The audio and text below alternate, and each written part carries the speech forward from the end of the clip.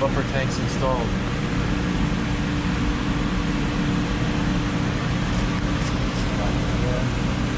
So it goes from one loop to the other loop. Got a tank in here, so we won't starve the boilers at all. We solder all this up. Two loops are going here to one heat exchanger and the other heat exchanger. Alright guys, the switch is done. This loop is hooked up to my buffer tank. This side is hooked up. Tight squeeze. This side did the two loops. Got my feed going here. This is temporary right now. I got this boiler on here. This pump is wired with my domestic hot water pump, temporary right now. And those pumps up there on the other side of the loop are on constantly. I powered them straight to the boiler power. So she's running and the customer has hot water. I also ran my thermostat to my boiler.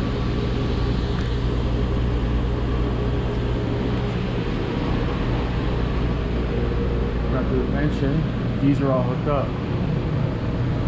Amazing pipes, all hooked up to my loops. Got a fan coil, the garage, tool, floor, the snow melt, auxiliaries for the Ceresco. This one's running.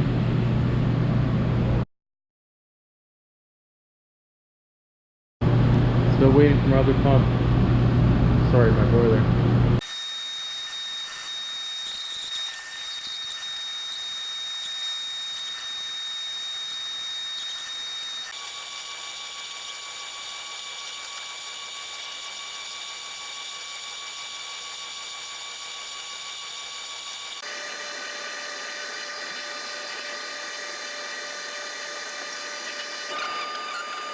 I'm labeling 1, 2, 3, 4, 5, 6, 7, 8, and so on, all the way up to the box there, labeling it there, so there's no confusion when I start wiring it up.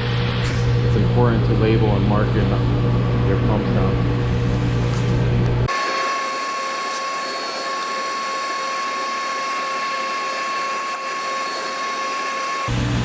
You don't have to cut these so long because you don't want them to touch. These usually go in with your fingers. If your fingers aren't so soft.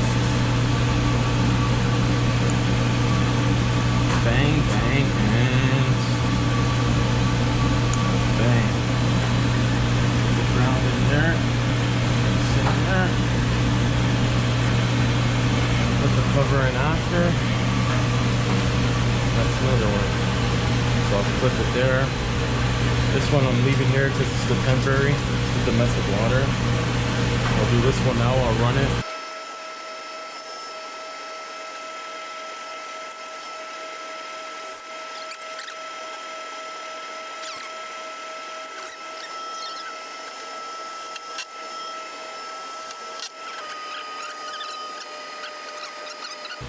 In the end, when you're having all wires, all adds up and it all looks neater.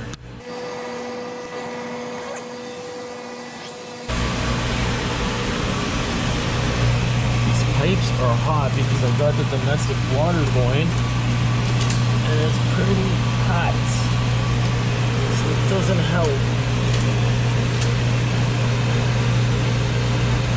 I don't know if you see this, guys, but see this?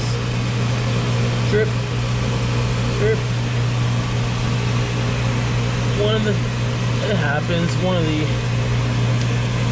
helper. It was his first time using the torches with soldering, so I can't blame him. That's how you learn, right? But she's a leaker. She's a leaker right here.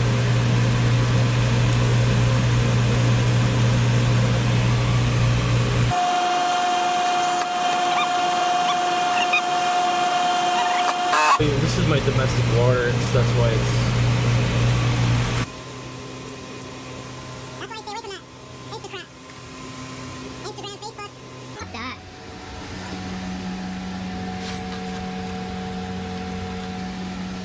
Hey. Weirdos out there.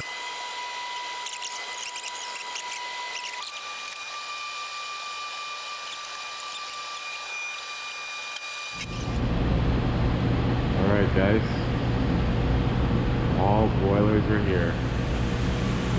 Trying the gas. This one. And this one I came over here, inside. Hooked up.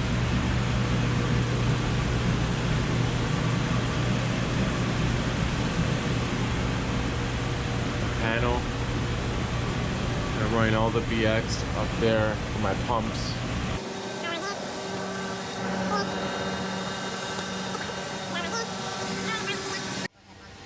Domestic water is temporary. Temporary, obviously. My boiler power is coming through here. Cover that after. Alright guys, custom made relay pump box. It's a little bigger than what I usually do.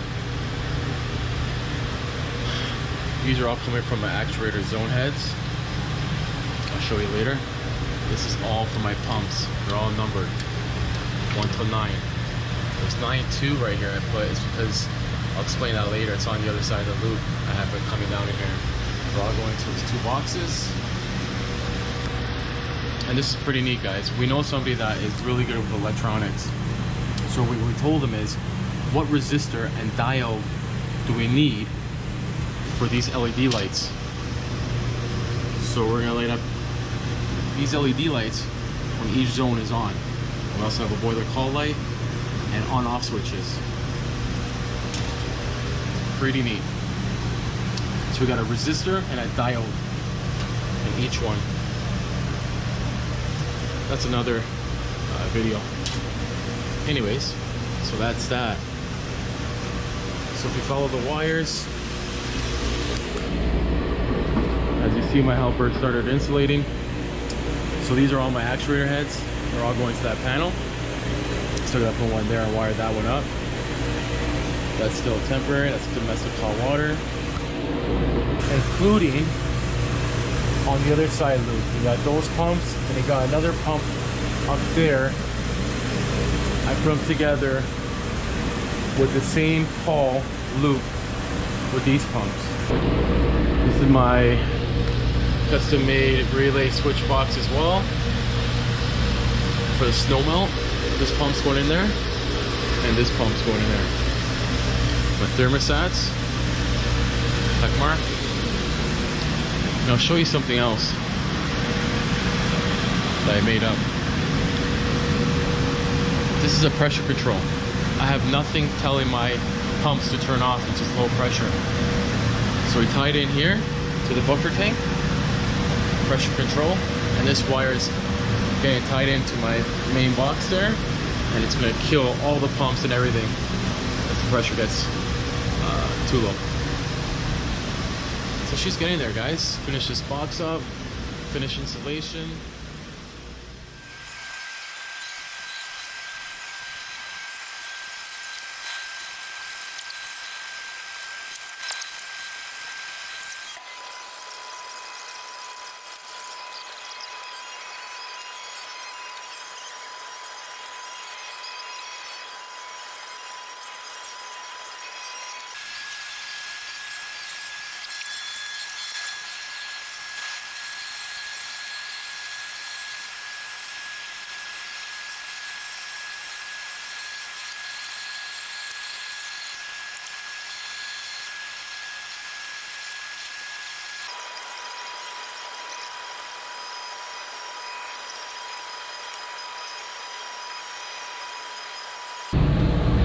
Alright guys, I'm just waiting for my helper to come back. What I'm doing is individual loop by itself.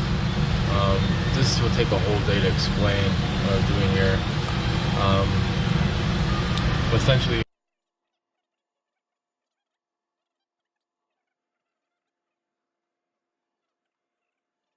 so again, when you're doing stuff like this, what I do is when you're trying each loop out one at a time, don't start jumping, because you gotta make sure one's good.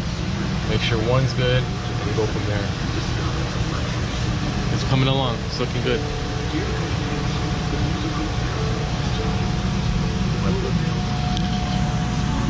call.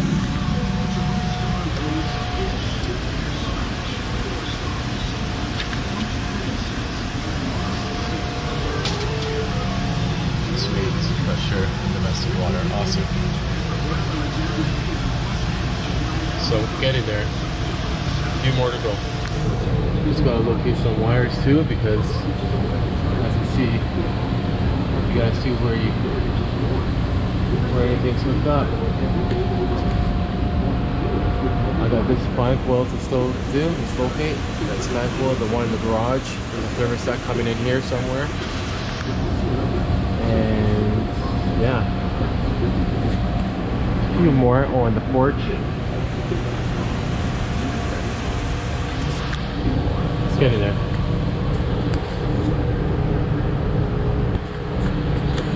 I took pictures, but this is my drawings that I got proofread. Because I'm not going to start something this big. I took pictures of it, but I'm not going to start something this big without getting a proofread.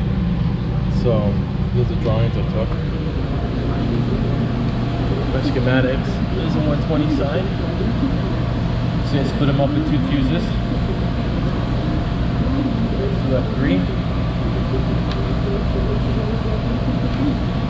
There's my communication. This is my boiler calls. Adjust something.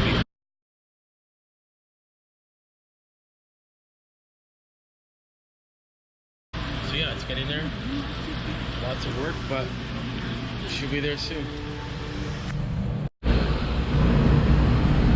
Alright guys, just want to show you something. I'm locating wires, and just to make sure, this is for my snow melt on the steps. I did label it here, which I figured it was steps snow melt sensor. What I did is to find out, usually from what I remember, around 72 degrees is about 11,000 ohms of resistance. So I got my test leads, I put on my wires, and it's about around 72 degrees. So put it on there, got about 11,000 ohms of resistance, and I'm hoping that's it. So this is my snow melt here for the steps. This is going to be my snow melt tech mark for my driveway. It's going to be going in here. My steps are going to be going in there. This is temporary, had to change it. Come here, get in there slowly.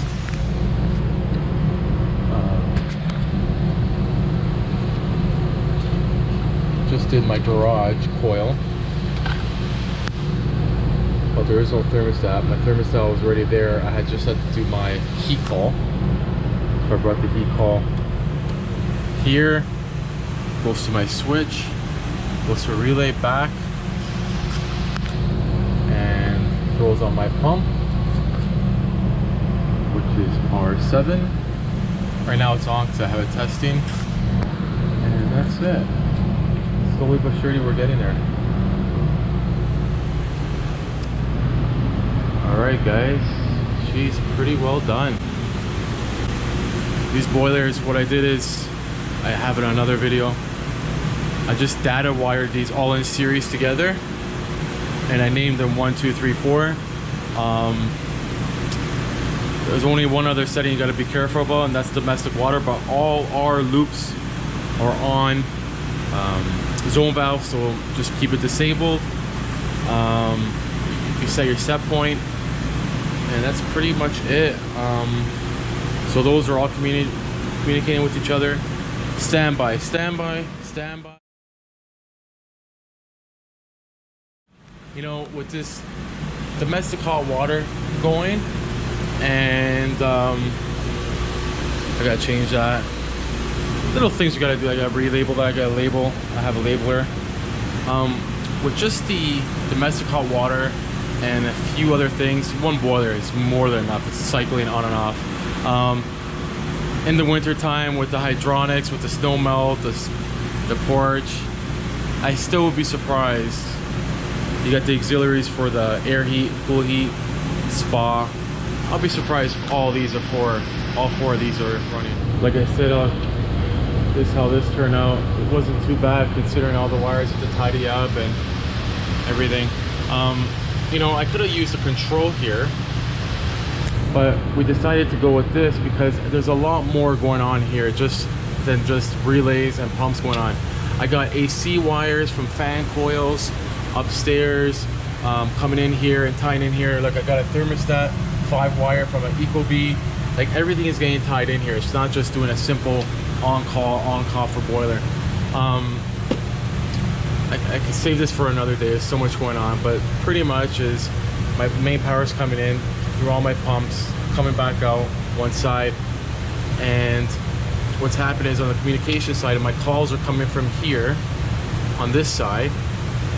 It feeds back to my switch, comes back, goes to my relay, and to my back to my service, my zone valves that are coming on this side. So my call, my zone valves, and it goes to my relay. Also gets tied into my light. After it comes back, it goes back to my light. All my light, one side of my lights are going to a common, and the rest light up. So it goes from here to the switch, comes back, powers up the zone valve, relay, and so on. So that's that.